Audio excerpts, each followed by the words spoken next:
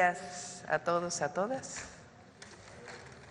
Hoy nos acompaña la secretaria de Semarnat, Alicia Bárcena, que tuvo una operación de la rodilla y por eso está en recuperación, pero está perfecta. Julio Verdegués, secretario de Agricultura y Desarrollo Rural. Efraín Morales, director general de Conagua. Y acompañan a Efraín Aarón Mastache, que es subdirector general de Infraestructura Hidroagrícola, Felipe Sataraín, subdirector general de Agua Potable, y Jesús Heriberto Montes, gerente de Aguas Superficiales. Hoy vamos a hablar del Plan Nacional Hídrico. Voy a darle la palabra a la secretaria de Semarnat, a Julio Verdegués, secretario de SADER, y después a Efraín Morales, que nos va a hacer la presentación del Plan Nacional Hídrico y después contestamos sus preguntas. Adelante, Alicia.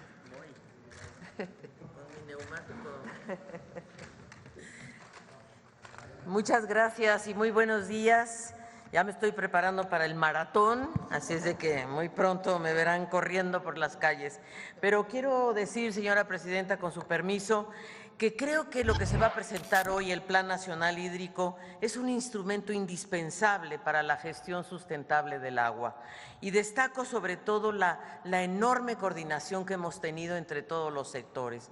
Particularmente quiero destacar la Secretaría de Agricultura y Desarrollo Rural y la Conagua, que siendo parte de mi sector, pero hemos trabajado muy de la mano, especialmente con el equipo de Efraín Morales, que seguro les va a presentar ya a detalle el plan. Pero quiero destacar algunos aspectos importantes. Primero, me parece que es un cambio de paradigma respecto al pasado, particularmente porque vamos de los gobiernos neoliberales, donde prevaleció un enfoque extractivista y privatizador del agua. Y en este momento lo que este plan pretende y va a lograr sin duda es privilegiar el agua para el consumo humano frente a usos intensivos con otros fines, la tecnificación, que seguro Julio abordará, la recarga natural de los acuíferos. Es decir, el mundo está viviendo una crisis de agua, la presidenta acaba de estar en el G20 justamente abordando estos problemas y sin duda México se prepara para que la recarga natural de los acuíferos sea una realidad y se logre evitar la extracción o la sobreexplotación de los acuíferos.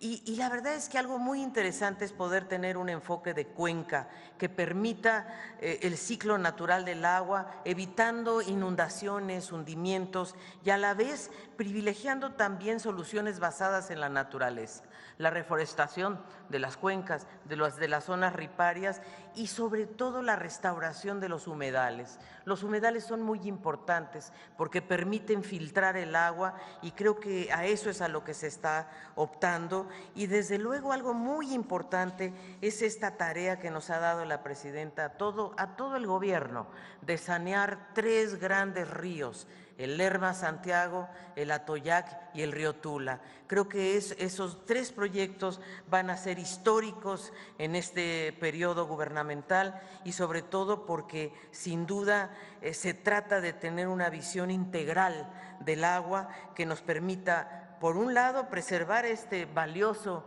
recurso y por otro lado también hacerlo tanto con la colaboración de muchos sectores. Sin duda estamos hablando del sector privado, del sector social, de los sectores, de los productivos y sobre todo que tengamos una visión de desarrollo desde la sustentabilidad, donde este ahorro de agua, este plan hídrico va a permitir aumentar la productividad también a nivel nacional. Así es de que, y sobre todo, consumo humano, beneficio para la gente. Muchas gracias. Gracias, presidente.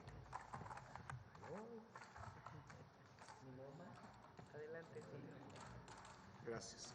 Con su permiso, señora presidenta, buenos días a todas y a todos.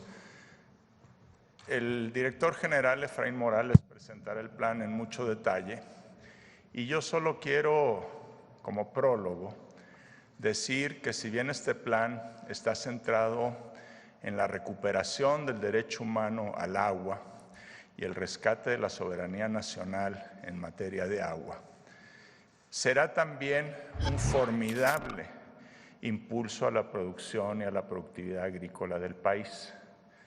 Como presentará Efraín, van a ser muchos miles de hectáreas que se van a tecnificar el riego, y eso significa que cada productor, cada productora puede controlar de manera muy precisa cuánta agua llega a cada una de las plantas de su producción.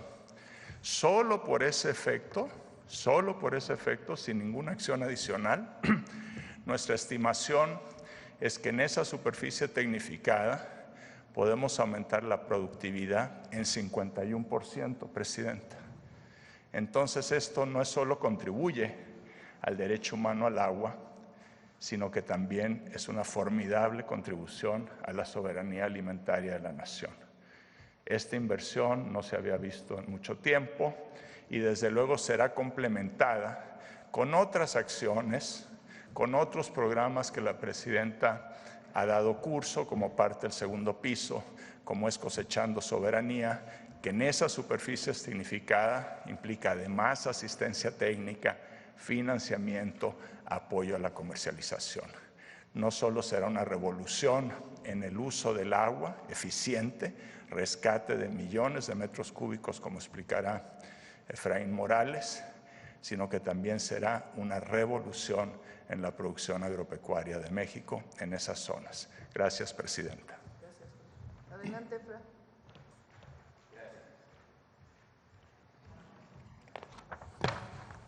Con su permiso, Presidenta, buenos días a todas y a todos. Hoy vamos a hablar del Plan Nacional Hídrico, que tiene como objetivo principal garantizar el derecho humano al agua en cantidad y calidad suficiente, asegurar la sostenibilidad de nuestros recursos y fomentar un manejo adecuado y responsable del agua en todos sus usos. Siguiente lámina, por favor. Es importante partir de cómo se distribuye el agua en nuestro país.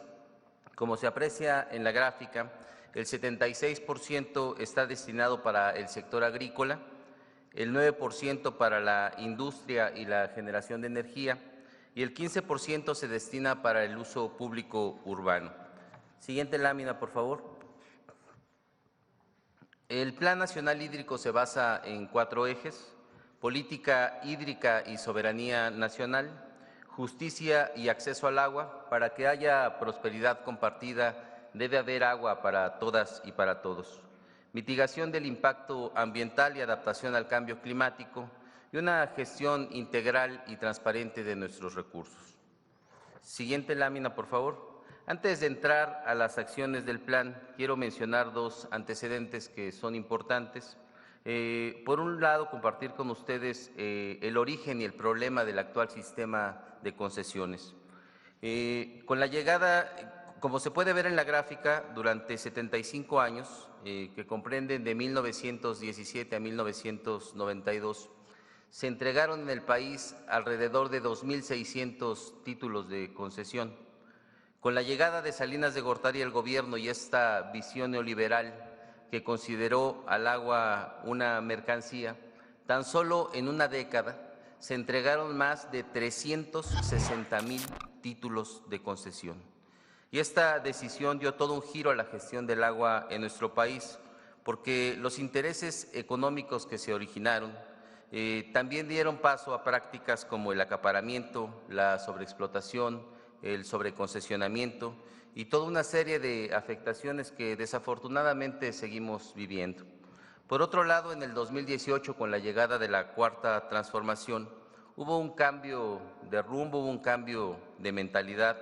Se implementaron acciones en favor del derecho humano al agua, sobre todo en favor de nuestras comunidades más desprotegidas y de los pueblos originarios. Siguiente lámina, por favor. Ahora bien, retomando nuestras acciones, vamos a iniciar por ordenar las concesiones. Estamos revisando el uso y el aprovechamiento de todos los títulos de concesión. Estamos identificando aquellos que no están siendo utilizados con la finalidad de que ese volumen se reincorpore a la disponibilidad nacional. Siguiente lámina, por favor. Vamos a crear el Registro Nacional de Agua para el Bienestar. Actualmente el Registro Público del Agua, el REPDA, se alimenta de información contenida en 4 sistemas, 4 plataformas distintas, y esto ha complicado la integración de la información. El nuevo Registro Nacional de Agua para el Bienestar va a concentrar toda la información en una base de datos única y también va a tener una sola ventanilla de entrada. Y esto nos va a permitir una gestión más eficiente, que exista total transparencia y sobre todo cero corrupción. Siguiente lámina, por favor.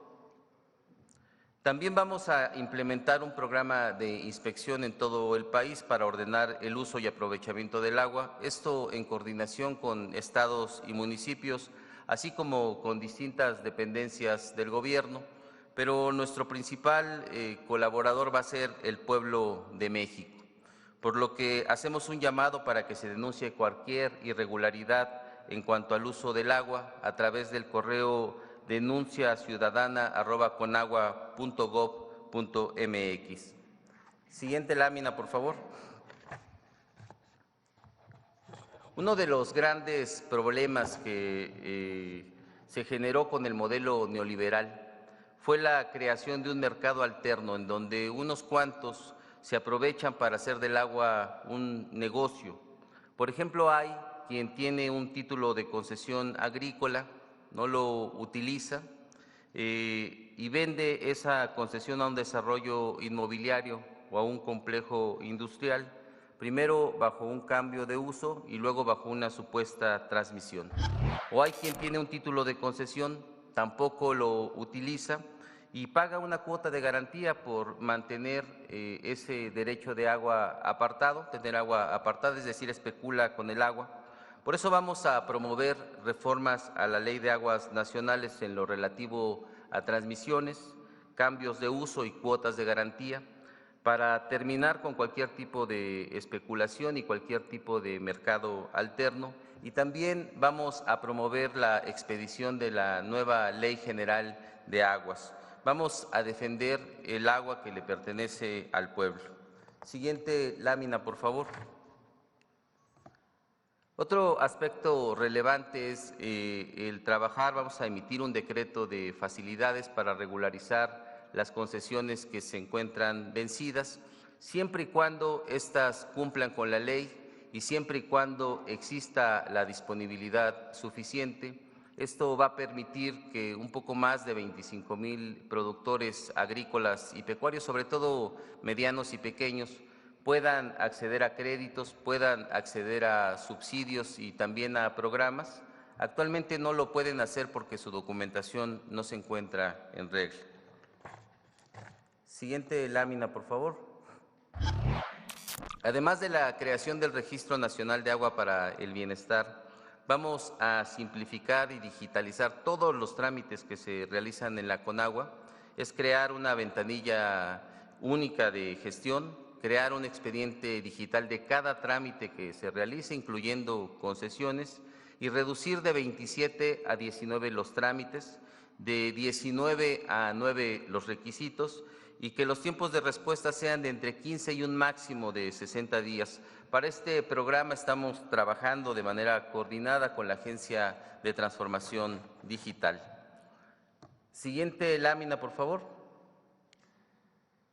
En cuanto al Programa Nacional de Tecnificación, en coordinación con la Secretaría de Agricultura que encabeza el doctor Julio Verdegué, en este segundo piso de la Cuarta Transformación vamos a tecnificar más de 200,000 hectáreas de riego. Se trata de hacer un uso más eficiente del agua en el campo. Esto va a beneficiar la economía de más de 225,000 familias productoras y también a todo el pueblo de México, porque vamos a producir más alimentos con menos agua. Debe recordarse que esta acción va a venir a complementar el trabajo realizado por el expresidente López Obrador, quien tan solo en un sexenio creó más de 100,000 hectáreas de riego. Parte del agua que recuperemos va a ser destinada para consumo humano y para la recarga de nuestros acuíferos. Siguiente lámina, por favor. Como parte de este plan, vamos a realizar obras de infraestructura en todo el país. Estamos trabajando ya con estados y municipios en la elaboración de un plan maestro. Hemos revisado el estado que guarda la infraestructura y también la necesidad que se tiene para desarrollar nuevos proyectos.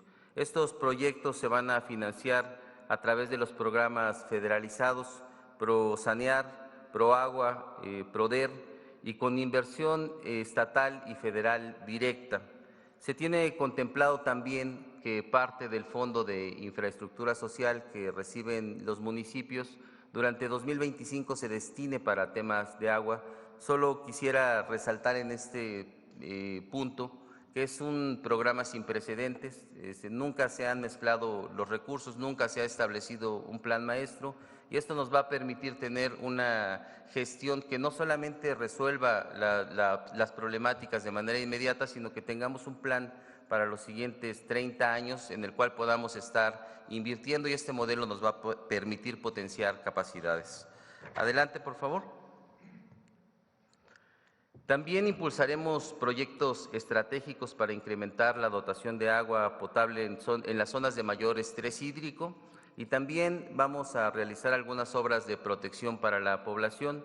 En principio, estos proyectos contemplan la presa del Novillo en La Paz, la desaladora de Rosarito en Baja California, un sistema de 3 presas para Hermosillo, la presa del Tunal 2 en Durango, la presa de Milpillas en Zacatecas, un acueducto de 2 en Ciudad Victoria, en Tamaulipas, una presa Las Escobas para la ciudad de San Luis Potosí, redes troncales para complementar el proyecto de agua saludable, el acueducto Solís León para Guanajuato, el acueducto Zacualpan 2 en Colima, el acueducto La Cangrejera Coatzacoalcos en Veracruz, la presa de Paso Ancho en Oaxaca, el acuaférico de Campeche, obras de protección contra inundaciones para el estado de Tabasco, un plan integral para Acapulco y un gran plan integral para abastecer de agua a la zona metropolitana del Valle de México. Siguiente lámina, por favor. Por instrucciones de la presidenta, la doctora Claudia Sheinbaum, uno de los objetivos centrales de este plan es restaurar y sanear nuestros ríos. Vamos a dar prioridad a los 3 ríos más contaminados del país, el río Lerma-Santiago, el río Atoyac, que comprende los estados de Puebla y de Tlaxcala, y también el río Tula. Para la planeación y ejecución de este programa estamos trabajando de manera muy estrecha, de manera muy coordinada con la Secretaría de Medio Ambiente, con la doctora Alicia Bárcena, y también con gobiernos locales. Entre las acciones que vamos a realizar, las que se van a llevar a cabo, se encuentra eliminar descargas contaminantes, reforestar, rehabilitar y construir plantas de tratamiento y colectores. Y un tema muy relevante es buscar soluciones basadas en la naturaleza como la construcción de humedales, esto entre otras muchas acciones que se van a realizar. Siguiente punto, por favor. También un punto central, un punto de gran importancia para este plan, es la firma de este gran acuerdo nacional por el derecho humano al agua y la sustentabilidad. Es una iniciativa en la que participan distritos y unidades de riego, los principales consumidores industriales, instituciones académicas y de investigación, comunidades usuarias del agua y, por supuesto, el gobierno en sus distintos niveles. ¿En qué consiste este acuerdo? Hemos conversado con los principales distritos de riego y unidades de riego, quienes a partir del programa de tecnificación van a realizar una devolución progresiva del volumen que tienen concesionado. También hemos platicado con los principales consumidores del sector industrial para que de manera voluntaria devuelvan parte del volumen que tienen concesionado y que actualmente no utilizan, esto sin comprometer la producción o los planes de crecimiento. Hasta el momento, en su conjunto, se han hecho compromisos para la devolución de más de 2.500 millones de metros cúbicos, que para ponerlo en contexto, equivalen a abastecer a la Ciudad de México durante 2 años y medio completos. El acuerdo también contempla que las empresas firmantes inviertan en eficientar sus procesos de producción para ahorrar agua y que incluso se invierta en algunas obras de carácter comunitario que va a beneficiar a distintas regiones del país. Hasta el momento se tienen compromisos por una inversión superior a los 16,400 millones de pesos de inversión privada. Y como parte de este acuerdo también se va a implementar una campaña de concientización, ahorro, uso y cuidado del agua. Este acuerdo se va a firmar el próximo 25 de noviembre. Es importante mencionar que hay un gran ánimo, hay una gran disposición de participar y sobre todo hay mucha conciencia de la relevancia que tiene este acuerdo para el éxito de la gestión hídrica en el país durante los siguientes años. Por último, 2 anotaciones. El Gobierno de México va a invertir durante 2025 20,000 millones de pesos aproximadamente por lo que tiene que ver a proyectos de agua. Y no quisiera terminar sin decirles a ustedes que en efecto el panorama en el país y en el mundo en cuanto a agua es un panorama complejo, sobre todo por la situación de estrés hídrico y por las complicaciones que trae el cambio climático. Sin embargo, del acuerdo, de la voluntad de una distribución equitativa y sobre todo de una gestión adecuada de nuestros recursos, va a ser posible que el agua en el futuro no sea un tema de disputa, sino sea un tema de vida y un tema de prosperidad para nuestro país. Y recordar a todas y a todos que el agua es bienestar. Gracias por su atención. Gracias, presidente.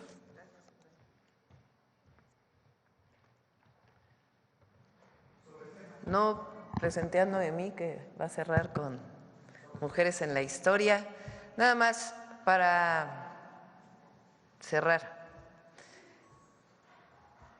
El agua deja de verse como una mercancía y se reconoce como un derecho. Esa es una de las esencias del Plan Nacional Hídrico.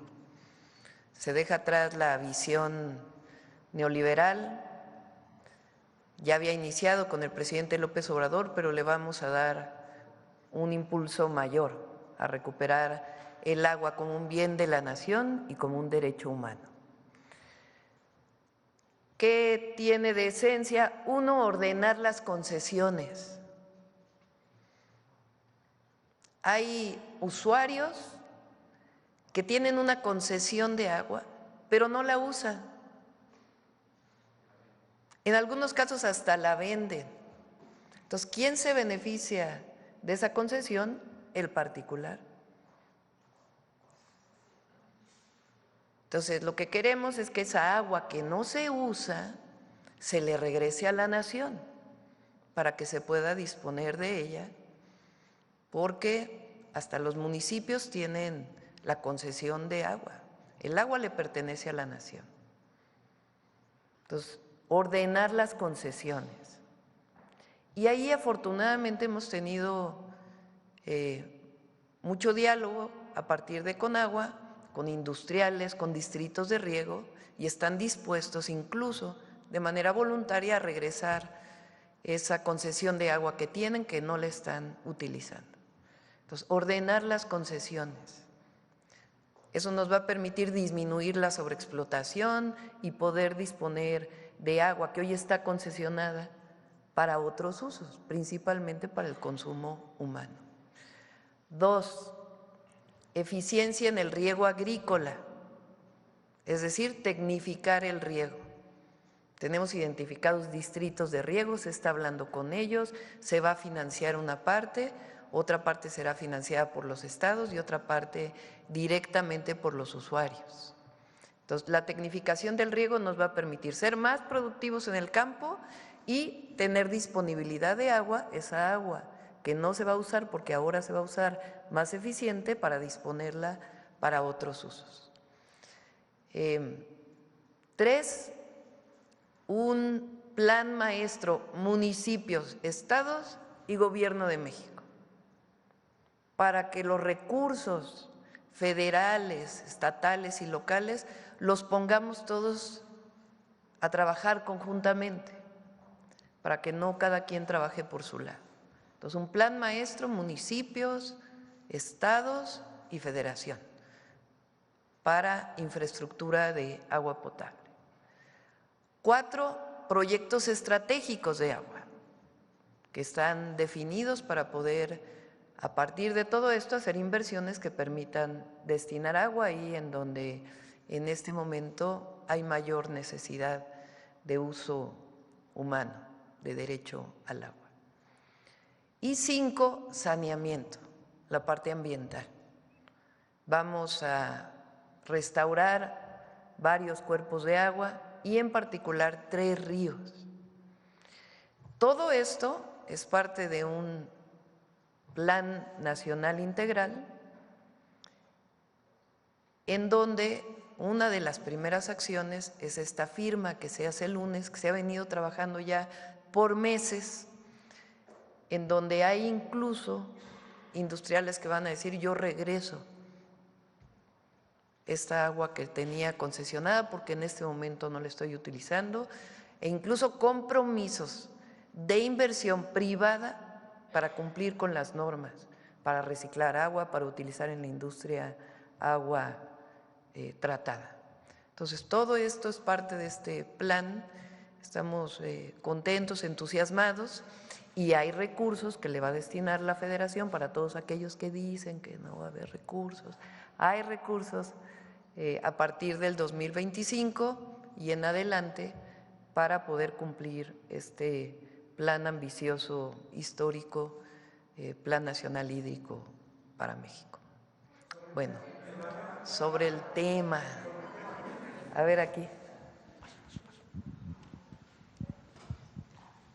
Muy buenos días, Presidenta. Ramón Flores, del Centinela Informa de Humanoid. Buenos días a todos los funcionarios que lo acompañan. Pues misteriosamente también ya se fue a quejar un diputado del PAN que se llama Daniel Chimal en la conferencia de las partes de la Convención Marco de las Naciones Unidas para el Cambio Climático 29 en Azerbaiyán. Dice que la reducción de presupuesto a la Semarnat afectará agenda internacional ambiental, pero también hay otro medio que saca una declaración de la secretaria de Semarnat, donde dice que, pues estoy buscando sus palabras textuales, dice: no cabe duda que sí, este recorte afectará sin duda la forma en que podamos trabajar. Nada más preguntarle a la secretaria si realmente hizo esa declaración o no, porque ya están circulando pues varias notas donde dicen que ustedes van a recortar el presupuesto a la Semarnat y también a la Conagua. Mi primera pregunta. Ayer lo expliqué, la Semarnat como secretaría no reduce su presupuesto. Ahora, en el sector se ve una disminución. ¿Por qué? Porque se cerraron los proyectos estratégicos de agua del presidente López Obrador. Y ahora vamos a entrar a los nuevos proyectos estratégicos. Aunque le hubiéramos dado 40,000 millones de pesos a Conagua, tienen que hacerse los proyectos ejecutivos, tiene que hacerse de estos 16 proyectos que se presentaron, a ver si los ponen. Para poder iniciar esas obras, pues necesitamos proyectos ejecutivos y eso requiere su tiempo. Entonces, en donde hay menor presupuesto en este momento es en la Conagua. Eso no quiere decir que no se van a implementar todo este plan nacional. Lo que pasa es que el primer año, pues se destina una parte a los proyectos ejecutivos que nos van a permitir en los siguientes años poder desarrollar todas las obras. Esa es, digamos, la explicación. Entonces, lo que ya no va a haber, y eso es importante, y eso es lo que les molesta a los adversarios, pues es el tema de que el agua ya no va a ser un negocio para ellos. Entonces se le desmiente al diputado panista que se fue a quejar a la ONU. ¿Ves? Ok, bueno, mi segundo planteamiento, Presidenta. Hace unos días se dio a conocer que la Fiscalía General de la República reactivó la investigación en contra del gobernador de San Luis Potosí, Ricardo Gallardo, esto tras una denuncia de la Unidad de Inteligencia Financiera por el desvío de más de 700 millones de pesos, donde aparecen 19 personas, entre ellas sus padres y hermanos, donde supuestamente desviaron y lavaron dinero del erario público. Ahora, el gobernador en represalia comenzó una persecución política en contra del empresario Gerardo Sánchez Humaya, al que ya había atacado y que incluso el presidente Andrés Manuel López Obrador ordenó a la secretaria en aquel entonces, Rosa Isela, que lo protegieran, porque pues está en riesgo. Él está dando a conocer todo lo que está pasando en San Luis Potosí y el gobernador ya utilizó a Latinus, ya utilizó a Reforma para decir que tanto su gobierno como el gobierno pasado del presidente López Obrador le están otorgando contratos en Pemex a este empresario Gerardo Sánchez Humaya. O sea, están haciendo un golpeteo político, presidenta, y también pues aquí en la mañanera se presentó la denuncia de la persecución del gobernador a este empresario que comparte los ideales de la 4T y que dice que nunca más alguna corrupción. Lo que está pasando en San Luis Potosí es muy delicado, presidenta, sobre este empresario. ¿Usted lo apoyaría, al igual que el presidente que está dando a conocer las corruptelas del gobierno de San Luis? Sí, no tengo conocimiento de que haya una investigación contra el gobernador. Habría que preguntarle en todo caso a la Fiscalía General de la República. Entonces, eso primero, porque no es algo que venga del gobierno federal y no tengo conocimiento si realmente hay una investigación contra el gobernador. Lo que sí hay que decirlo claro, en cualquier lugar donde se demuestre que hay corrupción, y lo subrayo, se demuestre, sí, porque también hay muchas noticias que quieren acusar a alguien cuando en realidad no hay nada de fondo para poder dañar a la 4T. Sí. Entonces tiene que haber pruebas, evidentemente, pero nosotros no vamos a solapar ningún acto de corrupción de nadie. Y nosotros tenemos una responsabilidad con el pueblo de México y con la historia. Y con nuestro proyecto. Honestidad y honradez ante todo. Entonces, no vamos a solapar ningún acto de corrupción, ninguno.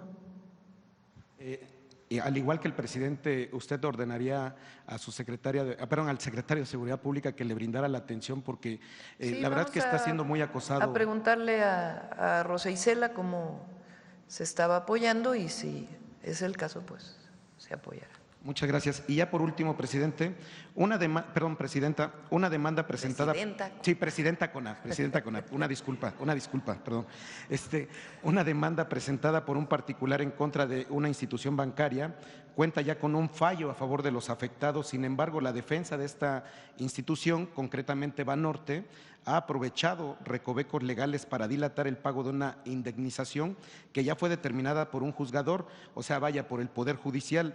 La reforma apoyaría a que se establezcan mecanismos para evitar la injerencia de grupos de interés en la impartición de justicia, presidenta, esta reforma. O sea, ¿apoyaría a la gente?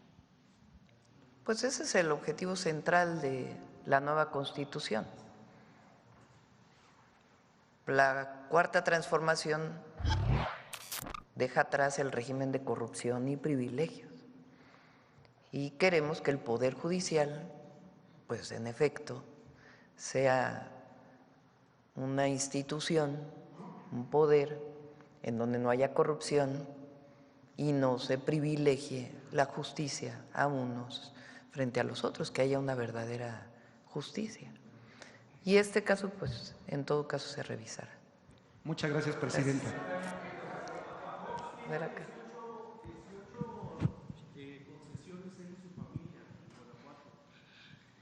Gracias, presidenta. Shaila Rosagel, corresponsal de Grupo Gili, El Imparcial de Sonora, La Crónica de Mexicali y Frontera de Tijuana. Presidenta, bueno, en primer lugar me gustaría si nos pudieran ahondar un poquito más sobre el plan para Sonora. Estaba viendo pues que está el sistema de presas para Hermosillo. No sé si nos puedan adelantar cuántos recursos en total se van a destinar para Sonora en el plan hídrico, cuánto tiempo se va a llevar a cabo esta ejecución de estos recursos y qué proyectos en específico vienen en el plan hídrico para Sonora y en particular cuántos recursos son para el sistema de presas para Hermosillo. Esas serían mis preguntas. Déjeme ver si no se me pasa una de las que apunté. porque estuvo muy interesante. También, Presidenta, no sé si nos puedan adelantar también el monto global de la inversión en el plan hídrico. O sea, no se habló mucho de las inversiones, solamente a grandes rasgos de los proyectos. También viene lo de la desaladora en Baja California, en Rosarito. También si nos pudieran un poquito pues compartir cuál es el plan para esta desaladora. Gracias. Efra, ¿quieres comentar?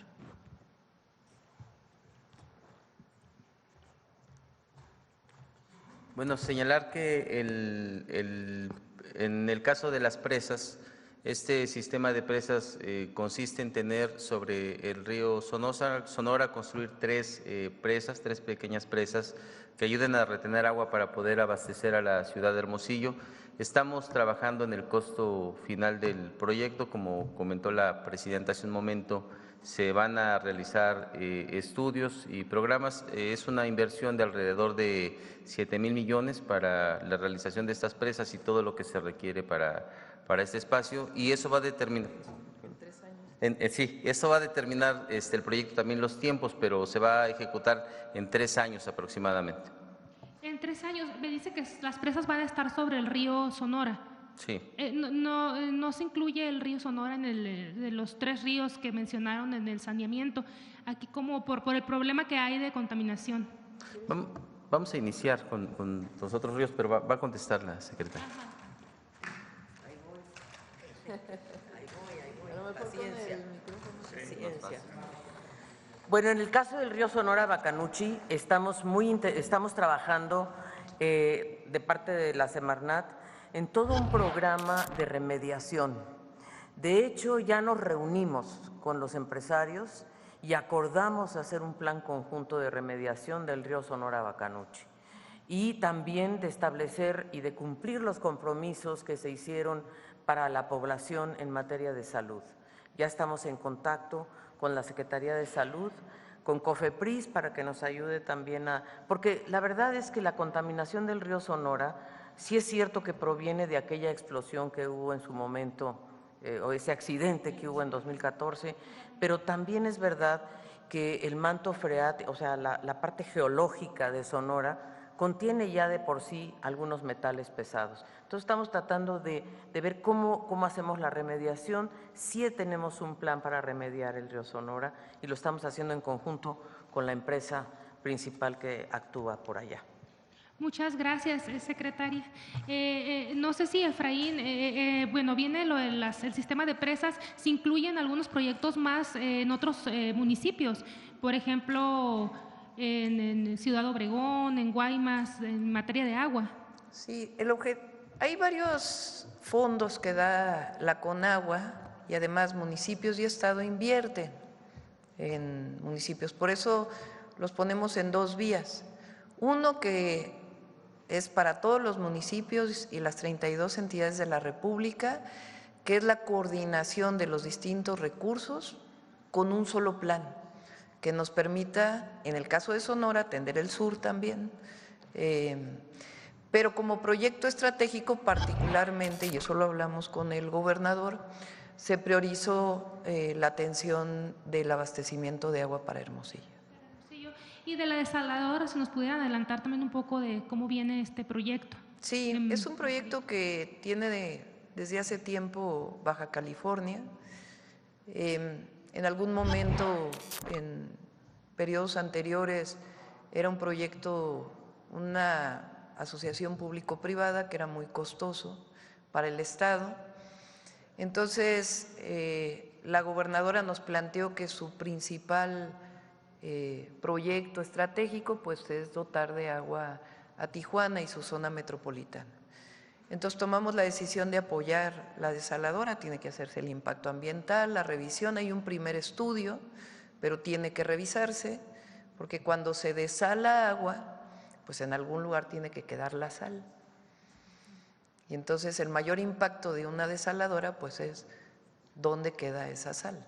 Entonces tiene que hacerse un estudio importante para ver los impactos ambientales y además los costos, no solo de inversión, sino de operación, porque las desaladoras pues tienen su costo de operación también importante. Pero vamos a apoyar, todo ello lo estamos revisando con el Estado y el próximo año iniciamos con la primera parte.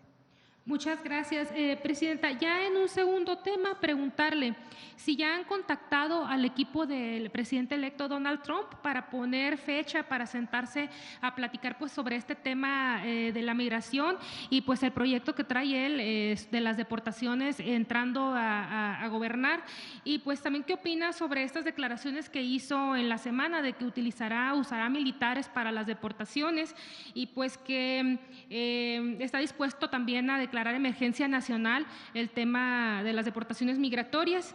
Y bueno, también en el mismo tema, si existe ya un plan con los estados fronterizos, pues que serían en un primer momento los receptores pues de los migrantes que estarían deportando. Sería todo, Presidenta. Gracias. Sí. Primero, evidentemente no estamos de acuerdo en que se trate a los migrantes como criminales. Para eso existen las instituciones de justicia en cualquier lugar del mundo. Y por eso ayer hice un especial énfasis, y lo vamos a seguir haciendo, y lo tenemos cuantificado y lo vamos a presentar en su momento públicamente, y cuando tengamos las reuniones con el equipo del presidente Trump, de la importancia del trabajo que realizan las y los mexicanos en Estados Unidos. ¿Cuántos recursos pagan en impuestos?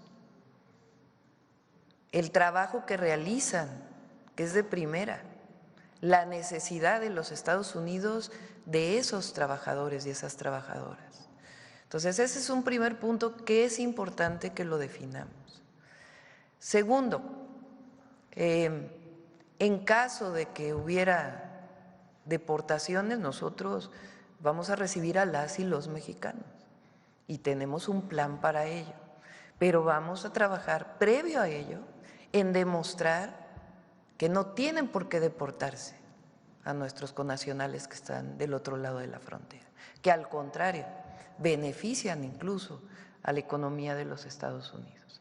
Entonces, eso en primera. Ahora, tenemos un plan y lo estamos desarrollando. De hecho, hoy hay una reunión sobre ese tema con el gabinete, sobre los distintos temas que vamos a tratar con la administración del presidente Trump. Comercio, migración, seguridad, hasta cuestiones culturales, de amistad, todo lo que tiene que ver con la relación bilateral y trilateral también con Canadá en el caso del TEMEC.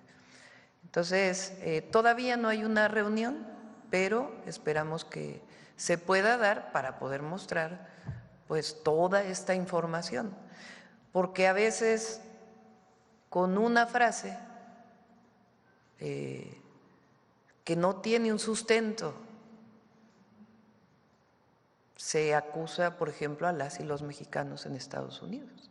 Y la otra, pues, es todo el fortalecimiento de los consulados, que también estamos trabajando. Entonces, porque he leído por ahí que dicen que la presidenta y su equipo no están preparados, y no, sí tenemos un plan, estamos preparados, y en su momento, cuando sea propicio, vamos a hacer pues estas conversaciones con el equipo del presidente Trump. No, todavía no estamos en eso, y ya habrá, estoy segura que habrá en su momento las reuniones. Sobre el agua, a ver, vamos por acá en la esquina.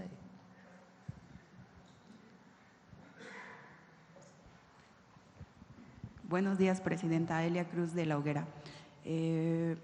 Presidente, yo quisiera insistir un poco en el tema que trataba usted ayer, de lo que dialogó con el primer ministro de Canadá, Justin Trudeau, sobre la presión que estaban ejerciendo algunos primeros ministros de algunas sedes de Canadá para dejar fuera a México del tratado trilateral que se tiene con Estados Unidos también.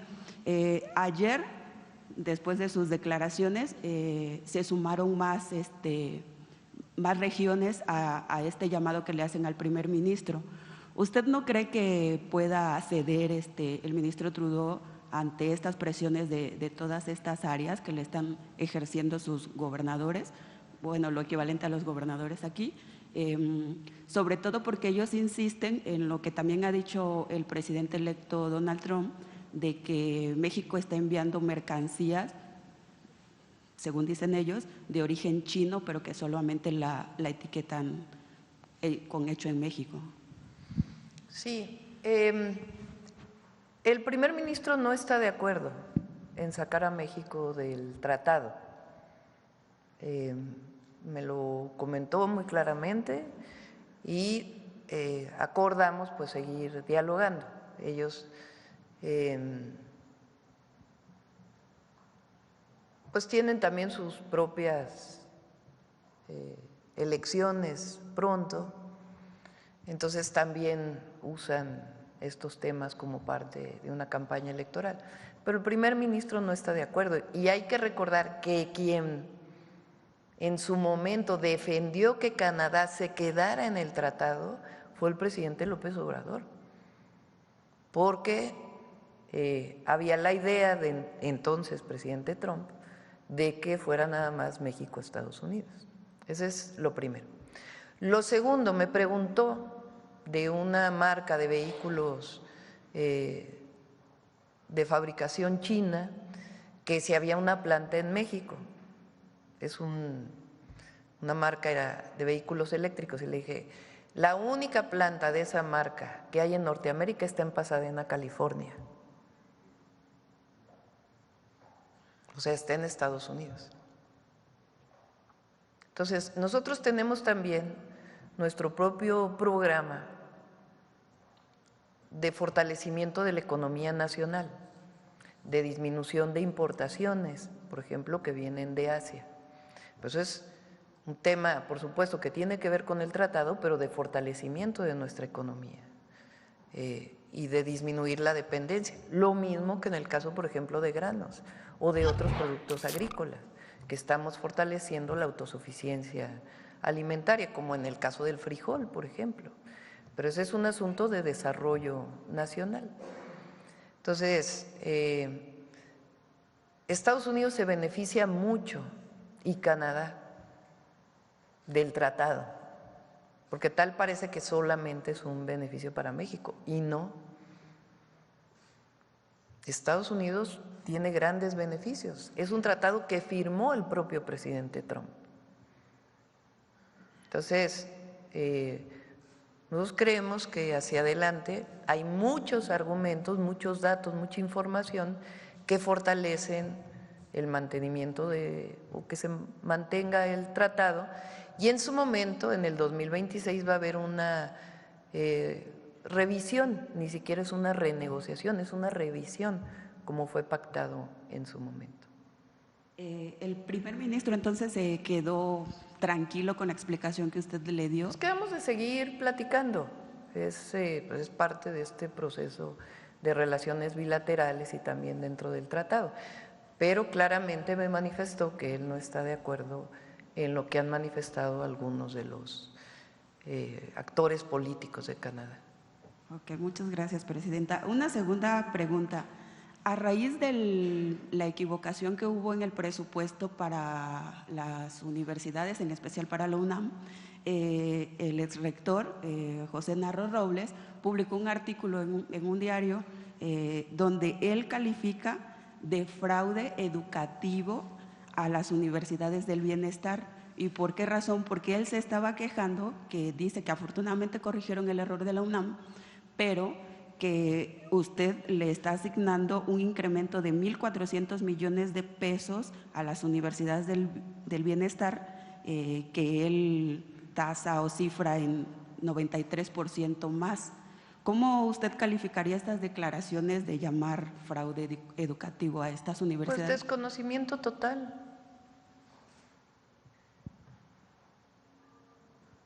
Recuerdo que cuando el movimiento estudiantil del 86-87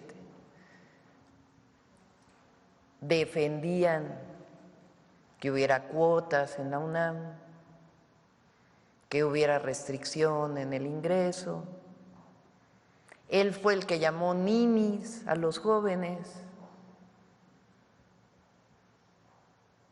Entonces, es un desconocimiento total. ¿Es un programa educativo distinto? Sí.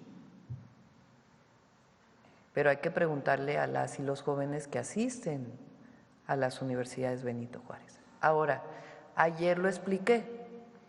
Vamos a fortalecer y ampliar las Benito Juárez. Y vamos con un nuevo sistema educativo para la educación superior, que son las universidades Rosario Castellanos y las universidades de la salud. Vamos a firmar ya pronto el decreto para hacer de la Universidad Rosario Castellanos la Universidad Nacional Rosario Castellanos. Y como saben, vamos a iniciar con 2 sedes, una en Chiapas y la otra en Baja California. Cuando fui jefa de gobierno, la Rosario Castellanos hoy atiende a cerca de 60,000 jóvenes que antes no tenían otra opción en la educación superior. Entonces, son distintos sistemas educativos que cumplen diferentes funciones. Entonces, las universidades Benito Juárez son universidades consolidadas que tienen un sistema educativo distinto.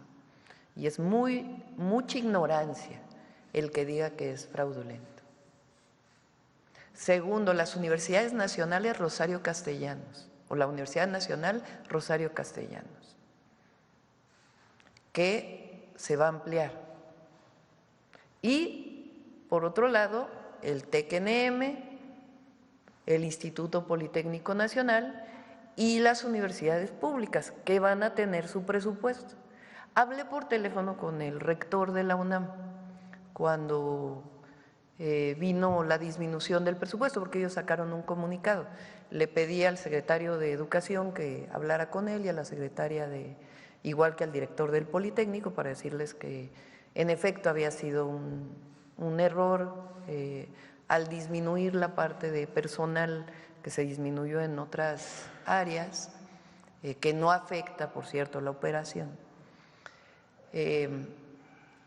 Y después me escribió un mensaje y entonces le llamé por teléfono e incluso él me dijo que estaba de acuerdo en que tenían que revisar sus gastos, en qué se destinaban sus recursos, por la declaración que yo hice ese día de que respetando la autonomía y conociendo mi alma mater, era importante que se hiciera un programa de austeridad republicana en las universidades públicas, que se dejara de destinar tanto recurso a la burocracia universitaria y que se destine a las funciones sustantivas de las universidades, que son docencia, investigación y difusión de la cultura, por lo menos en la UNAM.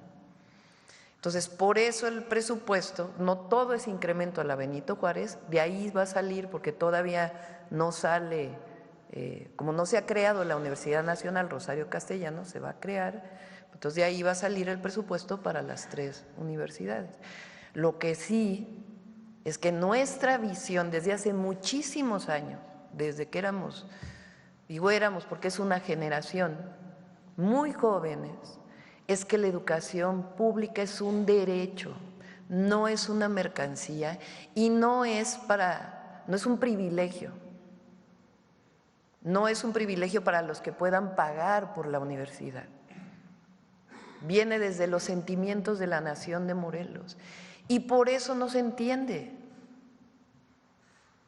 Por eso no se entiende que sí, que los gobiernos de la Cuarta Transformación lo que queremos es mejorar la educación, pero con una visión humanista, de recuperación de nuestra historia, de nuestra memoria histórica. Ayer fue muy hermoso, la verdad, el evento del 20 de noviembre, que entre otras cosas recupera el papel de la mujer en la historia y particularmente en la Revolución Mexicana.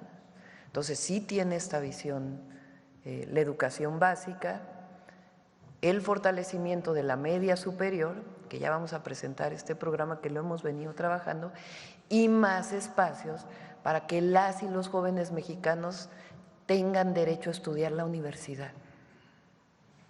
Eso es lo que está en esencia en el fondo del asunto. Y gracias, presidenta. Y una última pregunta. Ayer una compañera le preguntaba sobre los bloqueos que estaban haciendo algunos habitantes de los municipios de la Costa Chica, que dicen que no los han censado. Ellos están acá afuera ahora mismo de Palacio Nacional, un grupo como de 100 personas que traen cajas con evidencia de fotografías, videos y demás, de cómo fueron destrozadas sus viviendas, y que desde hace como 3 semanas les proporcionaron a ellos el número telefónico que usted ayer mencionó de la Secretaría del Bienestar.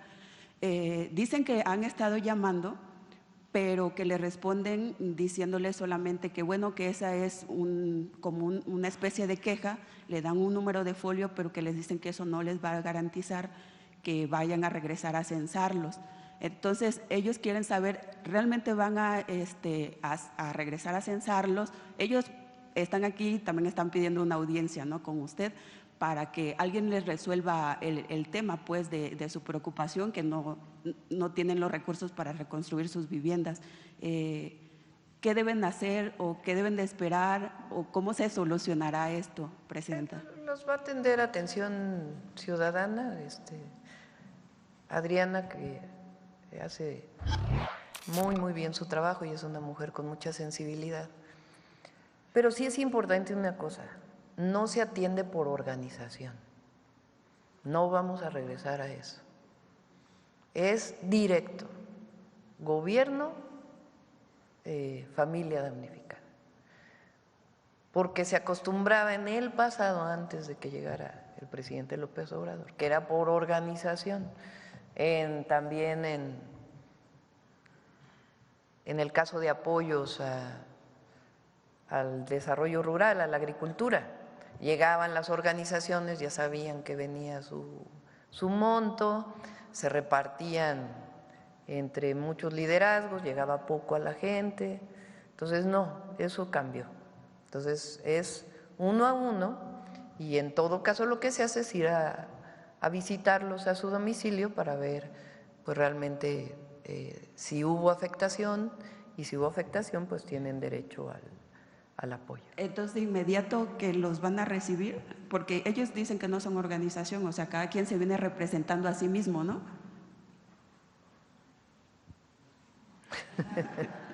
Pero Adriana los va a recibir. Ok, gracias, presidenta. O el equipo de Adriana. A ver, aquí.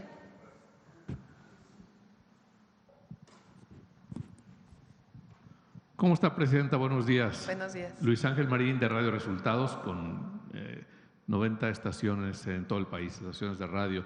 Sobre el tema del agua, muy importante, hablaba usted en el punto 3 de los que nos explicaba acerca de que se va a trabajar en conjunto con los municipios, con los gobiernos de los estados y la federación. ¿Tiene pensado crear, así como esta Comisión Federal de Electricidad, en todo el país para el tema de la energía eléctrica, hacer algo para el agua? Porque cada estado tiene su organismo y hay hasta municipios que tienen su propio organismo de agua potable, y eso hace diferencias en tarifas, en la calidad del servicio, hace que muchas veces no se le dé mantenimiento a las bombas, etcétera. ¿Tiene pensado unificar todo este procedimiento de distribución de agua potable en el país, presidenta? Sería mi primera pregunta. En la Constitución está que la atribución está en los municipios de la administración del agua. En algunos estados la Constitución estatal los ha centralizado en el estado.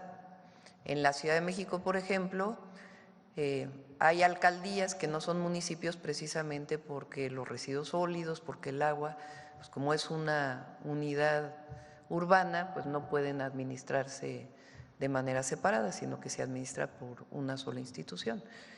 Entonces, no tenemos pensado más que capacitar, orientar y generar un plan único que permita que haya recursos.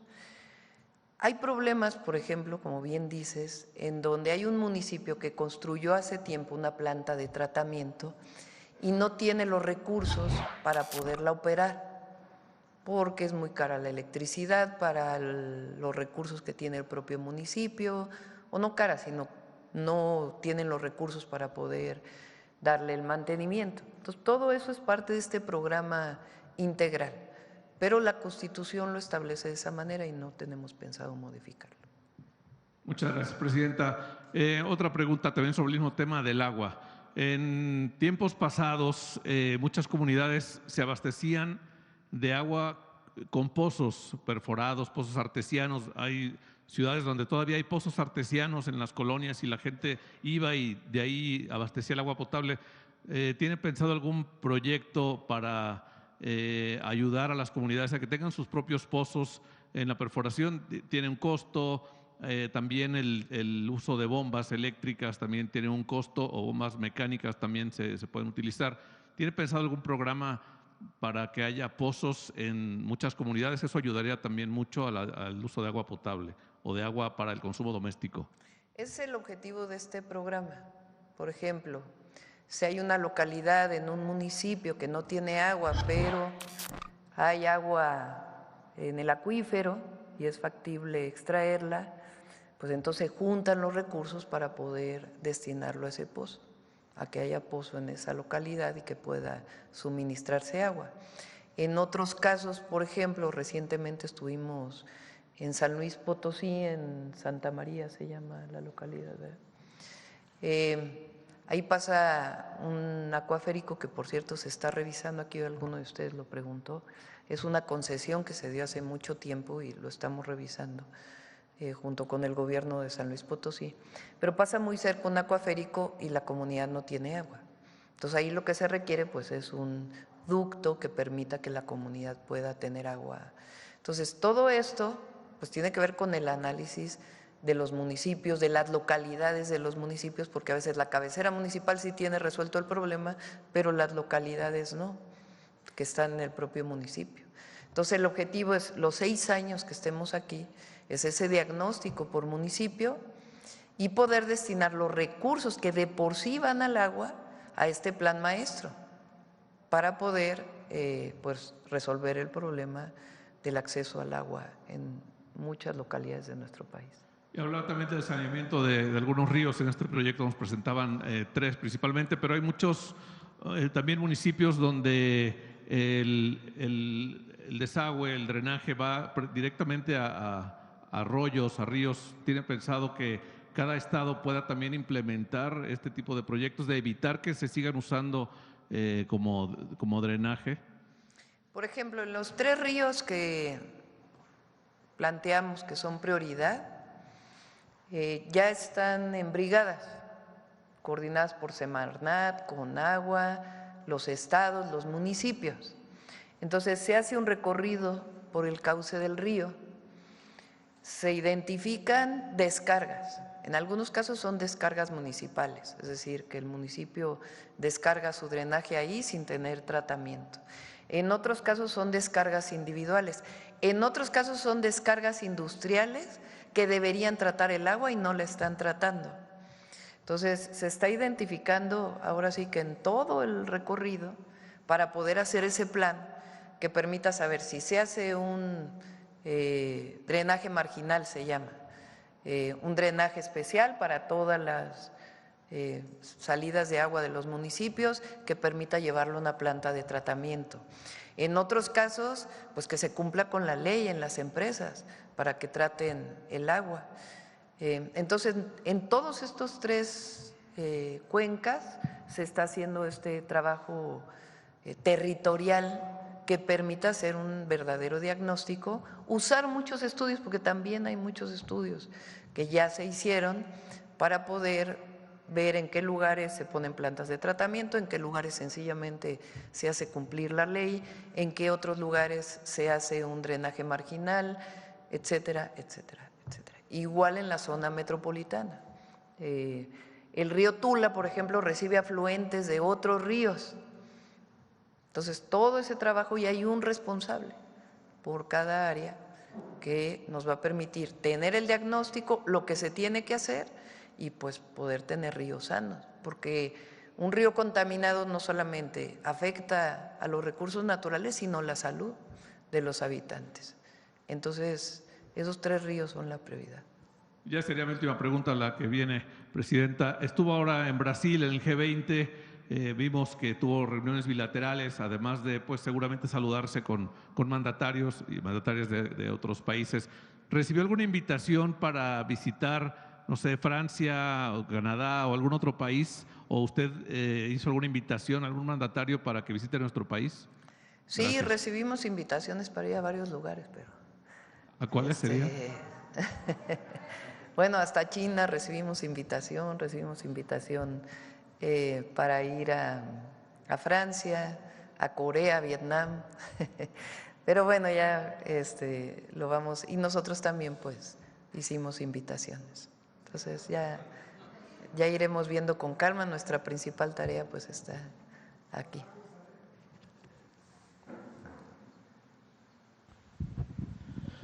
Buenos días, Presidenta. Alberto Marroquín Espinosa, de JF Informa desde Cancún, frecuenciacat.com y es ahora am.com en Querétaro. Aprovechando que está aquí el secretario de SADER y el director de la CONAGUA, hay un tema todavía pendiente con SADER, porque hay unos apoyos al campo que no se les ha pagado. Ya lo habían comentado aquí una compañera, pero siguen muy inquietos. Incluso son 7 estados, no nada más es Querétaro, son 7 estados los que están en esta situación. No sé si ya esté destinado o ya se contempló ese recurso para este año, que es esa deuda de este año. Sí, lo está revisando el secretario. Estamos revisando que una parte se pueda entregar este año y otra parte el próximo año, pero lo estamos revisando y vamos a cumplir. Y para el director de la CONAGUA, también ya ve que cuando fue a Querétaro, pues el gobernador de Querétaro, Mauricio Curi, le presentó varios proyectos. Entre ellos le presentó la firma de un convenio para el proyecto del Batán. No sé si si se va a destinar por parte de la Federación recursos para ese proyecto o si usted va a firmar ese proyecto. Lo estamos revisando con ellos. Ellos tienen la idea de hacer una coordinación con las entidades, una APP o algún otro esquema de inversión privada.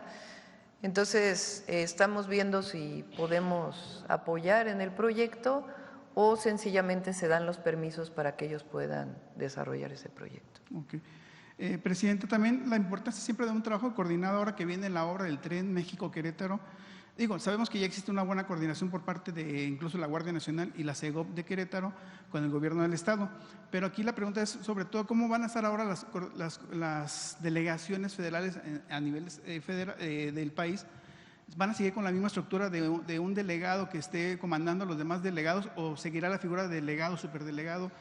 Sí, es parte de lo que se está revisando. Se van a hacer más chiquitas las delegaciones que son necesarias, eso es una parte, y otras de plano van a desaparecer o no se van a ocupar. Entonces, estamos en ese trabajo. Porque hay delegaciones importantes, no sé, como aprovechando que está aquí la secretaria de Semarnat, pues son delegaciones a veces pues, transversales, ¿no? Que son muy importantes para la operación, incluso de cualquier secretario, incluso con la buena relación también incluso con los gobiernos estatales y municipales. Sí, lo que decidió aquí la secretaria es que, no sé si quieres comentarlo tú, que van a centralizar ahí los… Bueno, ahora sí, Sí, estamos revisando todas las estructuras de las oficinas estatales, porque tenemos 31 oficinas de Semarnat, luego tenemos 31 de la Profepa, 31 de la CONAFOR, y tenemos 13 de las áreas naturales protegidas. Entonces, lo que estamos haciendo es, por instrucciones de la presidenta, viendo cómo podemos consolidar estas oficinas. Hay funciones que sí necesitan estar en territorio. Profepa, por ejemplo, ni duda cabe. Saldría mucho más caro ir desde aquí a inspeccionar en el país, necesitamos una buena estructura.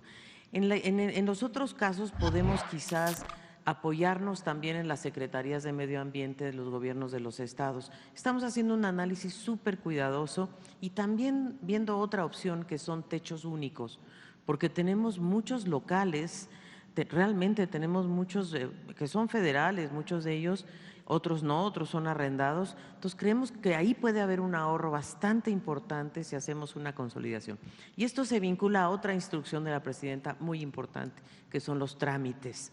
nosotros estamos haciendo una consolidación de los trámites muy importante con la Agencia Digital y de Telecomunicaciones, porque vamos a digitalizar la mayor parte de los trámites. Eso va de manifestaciones de impacto ambiental, de cambio de uso del suelo, de inspecciones es más difícil porque esas se tienen que hacer in situ, pero todo lo demás lo podemos digitalizar y creo que eso va a ayudar muchísimo. Creemos que podemos avanzar en estos 100 días realmente a una disminución, sobre todo en ASEA, por ejemplo, que es la agencia que también supervisa los hidrocarburos, y eso va de la mano con las oficinas regionales, porque muchas oficinas regionales están dando a veces permisos que no les corresponde, como nos pasó ya con Baja California Sur. Entonces estamos yendo estado por estado, analizando uno por uno cómo consolidamos y haciéndolo también con Conagua y con SADER, porque tenemos realmente funciones muy parecidas.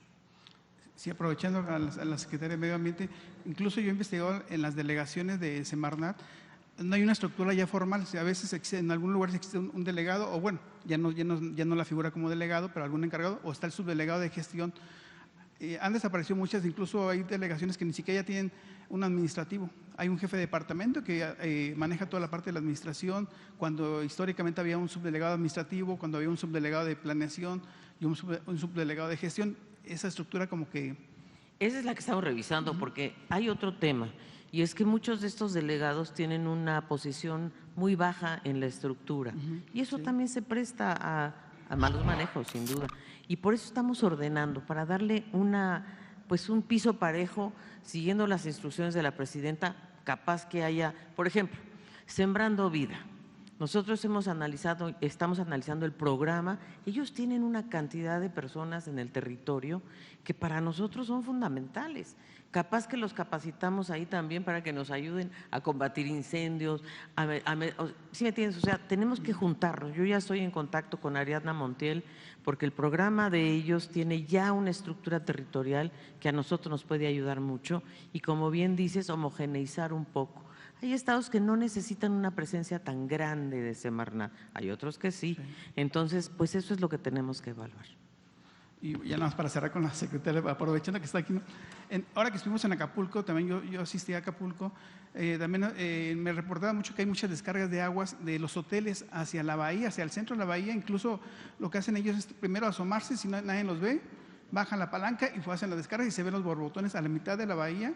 Es algo muy común ahí en Guerrero, ¿no? Yo viví hace muchos años en Acapulco, 4 años, conozco bien la problemática de esa zona, ¿no? Ahora la corroboré, obviamente, después de varios años, pero ¿qué se va a hacer allí al respecto? Porque es algo histórico y que sigue. Estamos con Semarnat, con Efraín Conagua. Va a haber una inversión de alrededor de 8,000 millones de pesos en los siguientes años para Acapulco, en agua, en tratamiento de agua, en desasolve de ríos, en drenajes marginales, en vivienda, en caminos, en mejora urbana, porque, fíjense, este año entre nada más Marina, sin contar la parte de emergencia inmediata, sino de inversión, entre Conagua y Marina, ha de haber sido una inversión en las bombas y todo eso, en Acapulco. Pero el dragado de los ríos y todo eso, fácil como 200 millones de pesos. ¿Qué tenemos que hacer para que no vuelva a ocurrir en el caso? Porque más episodios de lluvias intensas muy probablemente se van a presentar. Entonces, lo que queremos pues es que las plantas de bombeo no se vuelvan a solvar. Entonces, necesitamos elevarlas. Pero además, las plantas de tratamiento, que hay 16, no están operando adecuadamente. Entonces, por eso es una inversión integral del gobierno federal, estatal y municipal para atender el saneamiento de Acapulco, el desasolve de ríos, etcétera, etcétera, etcétera. Muchas gracias, presidenta. Gracias. Bueno, a ver aquí. quiero comentarles otro tema antes de que… Hola, buenos días, presidenta, secretarios. Hoy le quería preguntar, quizás por algo, una obviedad que pensaba que iban a preguntar otros compañeros, pero anoche se votó la desaparición de los organismos autónomos por los diputados. Me gustaría saber qué mensaje le puede dar a todos aquellos que dicen que esto puede crear inestabilidad en el país, porque sobre todo lo que tengo entendido es que desaparecen los organismos, pero las funciones van a continuar. ¿Dónde van a continuar esas funciones? Sí, a ver, vamos a sacar lo de la Auditoría Superior de la Federación del INAI para recordar un poquito.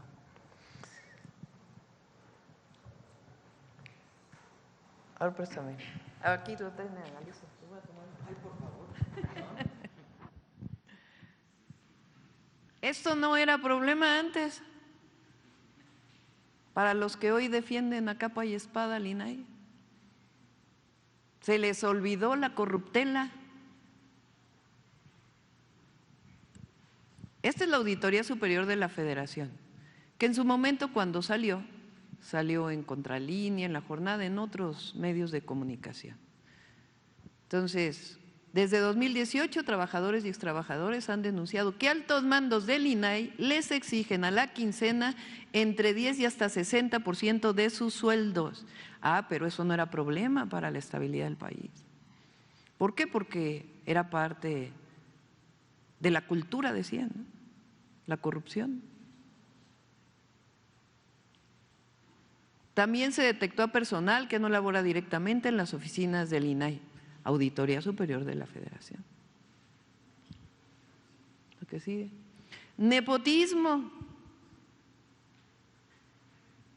La auditoría forense descubrió lazos de parentesco desde padres, hijos, hermanos, primos, tíos, esposos, incluso omitiendo requisitos para poder ocupar diversos cargos de puestos en donde tiene que haber carrera. Adecuación de los requisitos de los perfiles de puesto para incorporar al INAI a personas que no cumplían con los mismos. La auditoría también documentó que los 7 comisionados, entre ellos los 4 que se mantienen vigentes, habrían incurrido en gastos indebidos relacionados con pagos de comidas, desayunos, viajes al extranjero y al interior del país, así como el manejo de la tarjeta corporativa American Express para ir a centros nocturnos. Ya no lo puso Paulina, pero yo lo puedo decir. ¿Qué sigue? Los comisionados que se mencionan ahí incurrieron en cargos a las tarjetas corporativas sin acreditarlos, viáticos sin acreditar, que hayan sido estrictamente necesarias para las actividades de la comisión y falta de acreditación del registro presupuestal y contable por concepto de viáticos devengados. ¿Hasta ahí? Va a haber más transparencia ahora. Pero no va a haber corrupción, eso sí. Entonces, la desaparición del INAI como organismo autónomo lo que hace es acabar con esto. Pero las funciones van a… Pero las funciones se incorporan a la Secretaría Anticorrupción y los datos personales se van a resguardar. Y vamos a generar mecanismos de obligatoriedad de transparencia de todas las secretarías en donde fácilmente la ciudadanía pueda revisar las funciones, el gasto, todo lo que hace el Gobierno de México. Pero me llama la atención, ya hay que decirlo, ¿no? Porque toda la comentocracia hoy sí dice que se está poniendo en riesgo el país. La transparencia ahí tiene que estar y es una de las obligaciones sustantivas de los gobiernos. La rendición de cuentas, la transparencia y la protección de datos personales. Pero lo que ya no va a haber es 1,000 millones de pesos que se destinaban para esto. Porque entonces ahora, lo dije hace poco, o sea, está el INAI y para que no haya corrupción en el INAI, entonces ¿qué hay que crear otro organismo que revise al INAI? Pues no, que se cumpla la ley, eso es todo.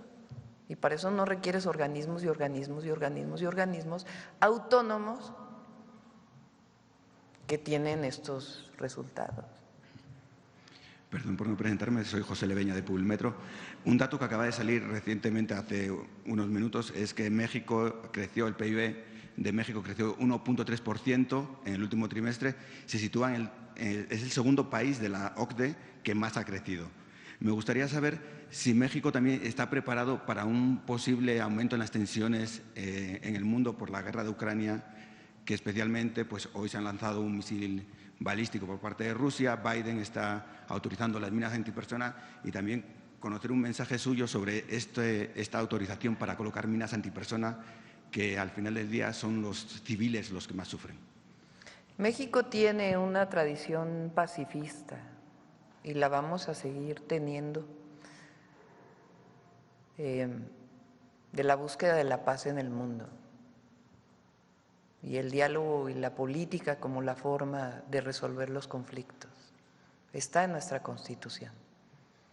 Entonces, evidentemente, esto que ocurre en Europa, pues impacta a toda la economía mundial. Vamos a un corte de estación. Amigos, ¿cómo están? Hoy nos encontramos en la ciudad. Continuamos con más información en 11 Noticias desde Palacio Nacional. Creciendo, porque el PIB es un indicador. Eso lo trabajó mucho Alicia cuando fue directora de la CEPAL, directora se dice, de la CEPAL, que puso en el centro de la discusión la desigualdad y que el crecimiento como el PIB no era suficiente para poder hablar del desarrollo sustentable y equitativo de los países. Entonces nosotros queremos que haya crecimiento, pero que haya distribución y bienestar.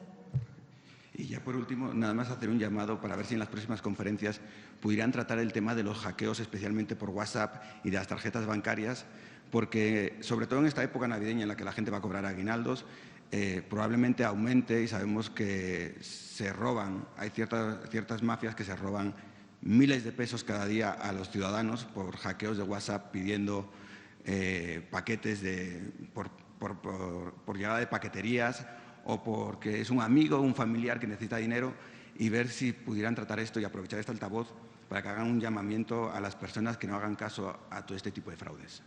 Sí, lo tomamos en cuenta, le decimos a Profeco y haya seguridad para que. Bueno, vamos por la última, porque ya son las 9, y poder cerrar con mujeres en la historia. A ver, aquí adelante. Presidenta, muy buenos días. Sandra Aguilar, de AI Grupo Informativo. En algún momento, y usted lo sabe, llegué a cuestionar todavía antes de que tomara posesión como presidenta, precisamente el tema hídrico, y pues era un tema pendiente que estaba para Tamaulipas, para mi tierra. Hoy, pues bueno, las buenas noticias han llegado y ciertamente se habla de esa coordinación, no solamente de imposición por parte del gobierno federal, sino de la participación de los gobernadores de los estados del norte del país. Buenas noticias para Tamaulipas, y en ese sentido quiero continuar con las buenas noticias y compartirle que en breve, precisamente en este estado, el gobernador Américo Villarreal Anaya firmará la declaratoria para hacer pues una entidad, o de esta entidad una región en donde los sectores públicos y privados impulsen la ciencia, la tecnología, y en este sentido para desde niños, niñas y adolescentes. Este pacto que se estará firmando hará con ello el territorio STEAM, así le han llamado, y en ese sentido pues tener que decirlo así, este boom de tecnología que ha llegado desde que usted toma posesión. En ese sentido, ¿cuál es la opinión que le merece? Es un modelo que se está pues ya replicando en los estados, y Tamaulipas en breve será uno de ellos. Pues es parte de este trabajo que está desarrollando todas las secretarías, pero en particular la doctora Rosaura Ruiz en la Secretaría de Ciencia, Humanidades, Tecnología e Innovación, de incorporar a las universidades, todas, pero principalmente públicas, los tecnológicos en el desarrollo del país. Entonces, qué bueno que también se está haciendo en Tamaulipas, y sabemos que está haciendo también en otras entidades. Y bueno, retomando precisamente el tema del compañero, en efecto, el tema de los fraudes, no se espera la época navideña, ya han llegado y son muchas las instituciones que lamentablemente, pues en efecto, en el tema de las aplicaciones se comparten datos personales y pues gente que trabaja al interior inclusive de estas dependencias o de estas instituciones bancarias han comenzado ya a hacer fraudes. Ya tenemos pues detectados al menos 2 casos, le puedo compartir inclusive cuáles son las instituciones, pero precisamente también en el Banco del Bienestar se han presentado estos casos. Tengo entendido, o debe de ser que usted ya tenga conocimiento de cómo inclusive personal al interior de los bancos del bienestar están pues clonando estas tarjetas, estas cuentas, esta información confidencial que ha estado afectando. ¿Cómo actúan? Le comparto, pues ciertamente llaman a los usuarios preguntándoles si autorizan cierta compra o si reconocen cierta compra, ellos contestan pues que no. Entonces les piden que revisen su correo para que anulen esta cuenta y en automático al abrir el correo electrónico se roban la cantidad que pues les están mencionando. En ese sentido, Presidenta, y ante esta denuncia y llamado, podrían implementar medidas porque no solamente es un caso, ya son muchos los que se han presentado. Perdón, ay, es que me falta el aire.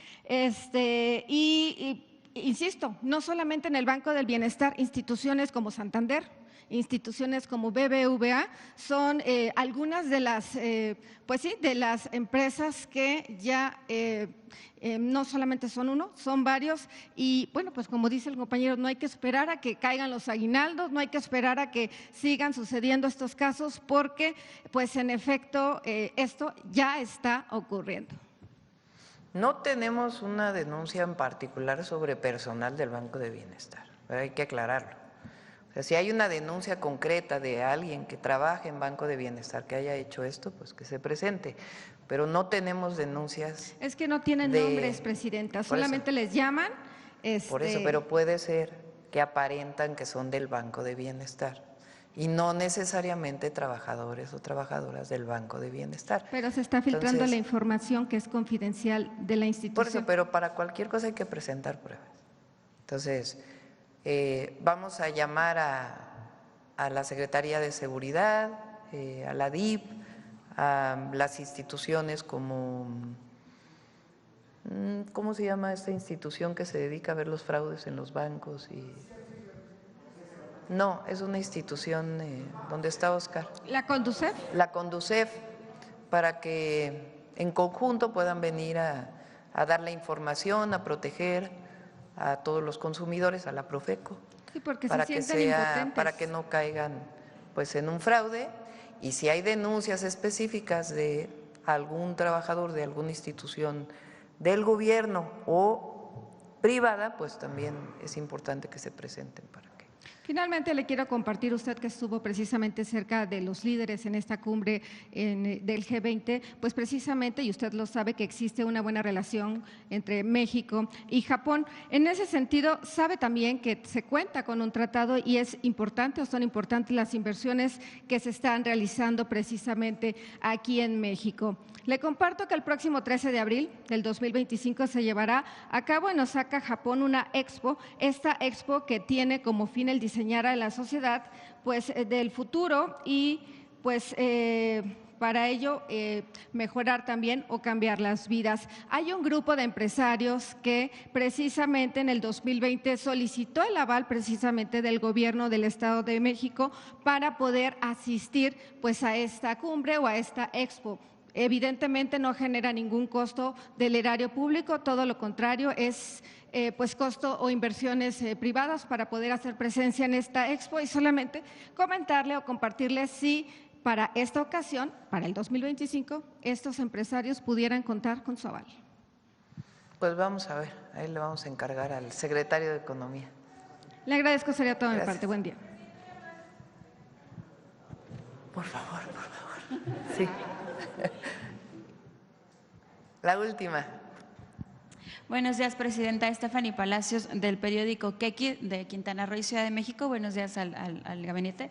Pues preguntarle sobre esta transición que hay de estos fideicomisos. Antes el Fonatur estaba encargado de dar estructuración a a Cancún, esta playa hotelera, pero ahora nacen estos fideicomisos. Entonces, ¿cómo ha sido esta transición? Si se hace como un comité para que todos vigilen cómo va funcionando, pero hay un pequeño pues no está como funcionando totalmente al 100. Hay algunas cosas que todavía no quedan claras, pero esta zona hotelera de Cancún está un poco abandonada. De hecho, hay algunas carreteras que solamente se van a destinar de 28 kilómetros, hay 5 kilómetros. Entonces, para saber si hay algo sobre este tema, es el fideicomiso para el fortalecimiento de la actividad turística de aquí del estado de Quintana Roo.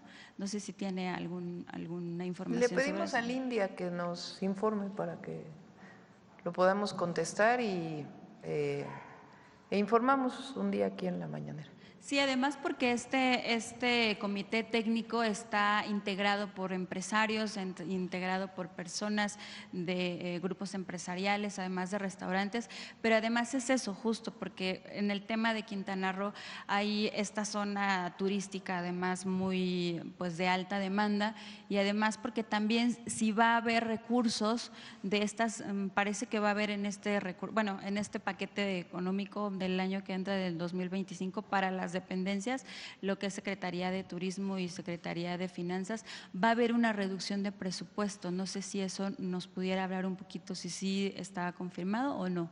Le pedimos al India que nos informe para ver el presupuesto para el mantenimiento de Cancún. Sí, pero este fideicomiso sí fue una mejor opción para Quintana Roo y quitar Le pedimos al India que nos informe. ¿Sí?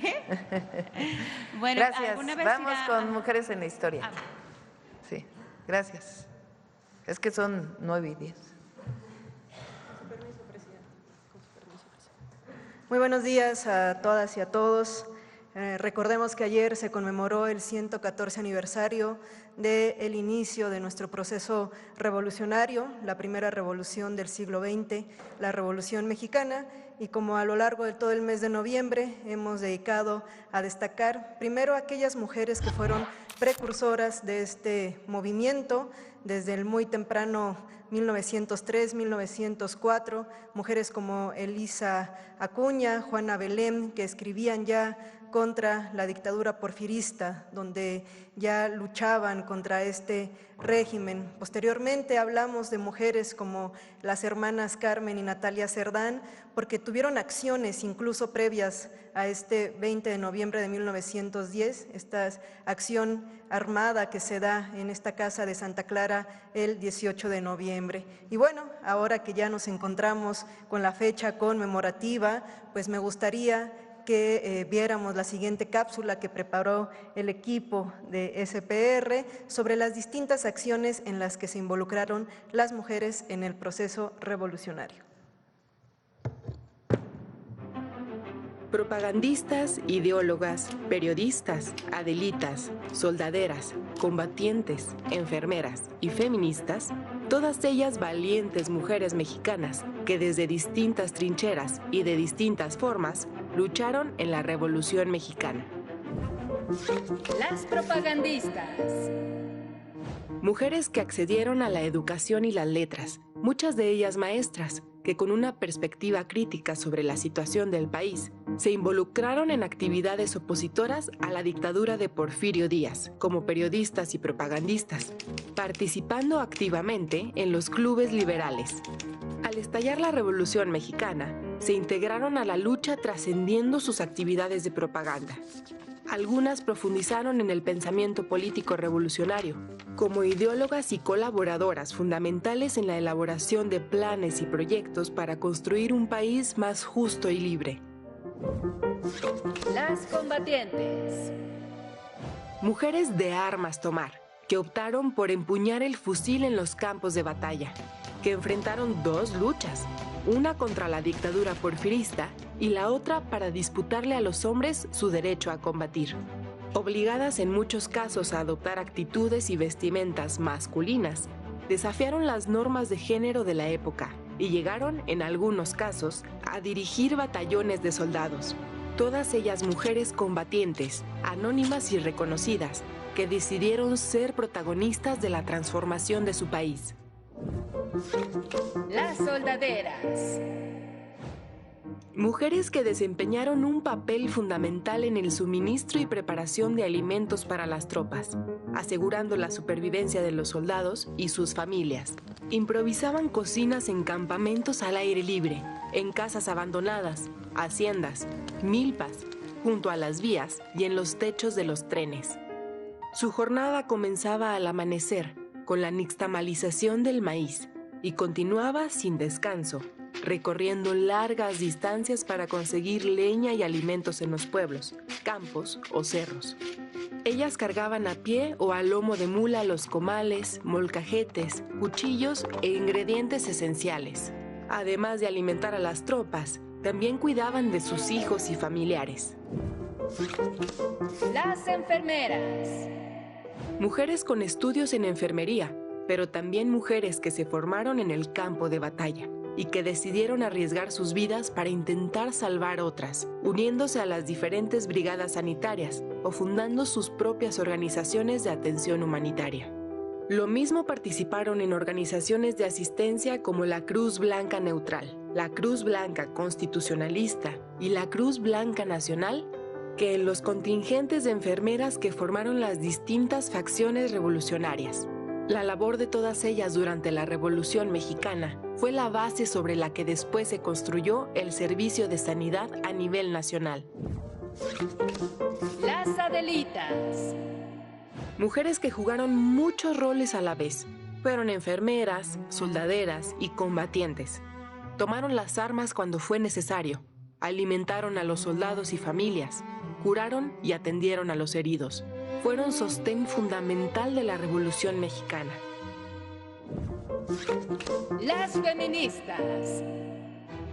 Mujeres activistas e intelectuales que, además de defender los ideales revolucionarios de justicia y libertad, se comprometieron de forma paralela con la lucha por los derechos de las mujeres. Colaboraron y editaron publicaciones en cuyas páginas defendieron los derechos políticos, educativos y sexuales de las mujeres. Crearon organizaciones y llevaron a cabo una activa participación en los congresos feministas de 1916 en Yucatán. Ellas impulsaron el movimiento sufragista en México, demandando que la Constitución que emanaba de la Revolución otorgara el derecho a las mujeres a votar y ser votadas. Más de 400 mujeres fueron reconocidas oficialmente a lo largo del siglo XX por su participación en la Revolución Mexicana, pero no fueron las únicas. Miles de mujeres anónimas fueron partícipes de una lucha por la conquista de justicia y libertad. Así es, me gustaría mucho destacar, por ejemplo, en el caso de las propagandistas, a las maestras Guadalupe y Rosa Narváez de Puebla, que utilizaban los espacios escolares para el trabajo antirreeleccionista. Paulina Maraver, también una profesora de Puebla que fue correo para Emiliano Zapata de todo lo que acontecía en el estado de Veracruz, y era a través de Puebla que llegaba la información hacia Morelos. Las enfermeras también sin duda un papel fundamental, porque en ese momento la Cruz Roja solamente atendía a los heridos por parte del ejército porfirista, y una enfermera muy importante en la frontera va a ser Elena Arismendi, que va a crear la Cruz Blanca Neutral. El lema era por la humanidad, así es que estas mujeres no se fijaban de a qué bando pertenecían, la finalidad era dar la atención humanitaria. Y bueno, sin duda también las soldaderas, aquellas que estuvieron en los campos de batalla, y ya vimos, la historiadora Gabriela Cano ha denominado esto travestismo estratégico, que quiere decir que tenían que adoptar muchas veces esta identidad masculina, primero para salvaguardar muchas veces la vida, haciéndose pasar por hombres, y también para que pudieran acceder a mandos o grados militares.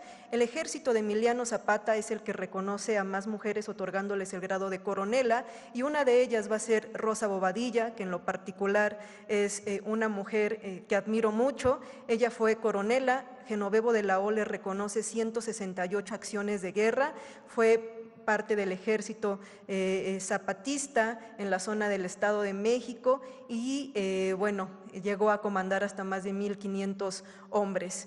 Cuando a ella le preguntan a las entrevistas que se hacen al equipo que estaba cercano a ella, el por qué se había incorporado, si ella era una mediana propietaria, la contestación que ella daba era que efectivamente otras mujeres no tenían tierra. Entonces, por eso ella se incorporaba. Y bueno, también para finalizar, creo que es un tema muy importante el que enunciemos que en 1916 se dan los primeros congresos feministas. A la par que se estaba dando esta revolución social en todo nuestro país, las mujeres estaban encabezando también su propia revolución. Muchas veces creemos que la lucha feminista en nuestro país es algo reciente y no es así. 1916, en Yucatán, en Mérida, gran parte de las mujeres en ese momento pues estaban ya organizando, teniendo una agenda las problemáticas de las mujeres de la época. Así es que también es muy importante